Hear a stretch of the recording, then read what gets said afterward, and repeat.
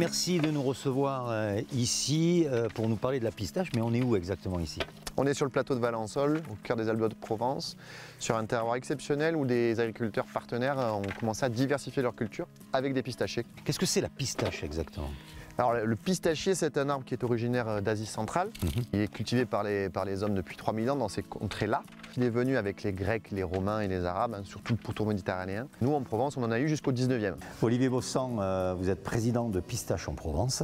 Alors quel est le but de cette association? Ça a commencé il y a 7 ans avec une bande une bande d'amis qui se sont posé la question de dire mais est-ce qu'il n'y a pas des cultures complémentaires à proposer à des agriculteurs qui souffrent de tous les problèmes du réchauffement climatique. Nous sommes partis avec André Pinatel, tous les deux, en Tunisie, essayer de voir ce que les Tunisiens proposaient. Et on a vu qu'il y avait des cultures de pistachiers fantastiques. Et on a pu comprendre, apprendre un peu, rencontrer des ingénieurs agro pour voir comment on pouvait adapter des pistachiers à la Provence. Quelle variété cultive-t-on donc sur le plateau de Valensole? De la Kerman, donc qui est une variété plutôt iranienne, de l'Egina, donc une variété grecque, et surtout la variété qu'ils sont en train de récolter, une variété italienne de Sicile qui s'appelle la Napoletana ou la Bronte. Est-ce qu'elles ont toutes les mêmes saveurs?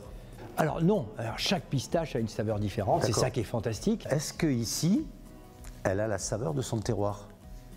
Alors elles vont forcément, comme pour la vigne, on va avoir les saveurs des terroirs, au-delà de la variété elle-même. Test qualité les amis. Qu'est-ce que tu en penses? Que c'est que du bonheur. C'est fou, hein?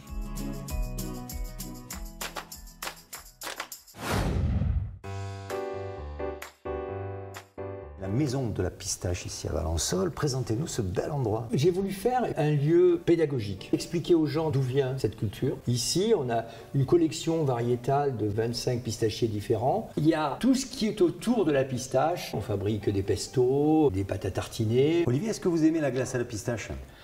J'adore. Frédéric, vous vous occupez de la partie production. Là, on est sur de la glace. C'est ça. Et là, aujourd'hui, l'objet de notre journée, c'est de développer d'autres glaces pistaches avec des pistaches de différentes origines et des notes différentes.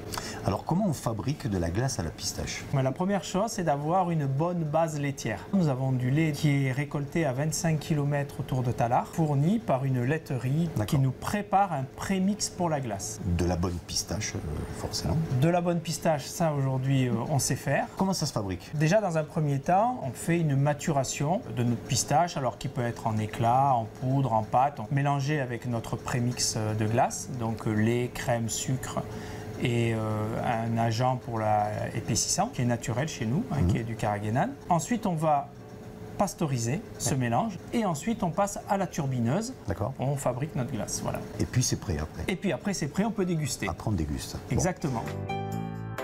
On a le lait de grande qualité qui ressort. On est d'accord. Le grain derrière, on sent le grain de la pistache. Pistache, je te précise, donc variété Mawardi. Cette variété était déjà connue il y a 3000 ans. Moi les amis, je trouve ça irrésistible. Voilà, en tout cas merci de votre accueil, merci Olivier, merci à tout le monde. Moi les amis, nous on se dit à très très vite dans Les Toqués du Sud.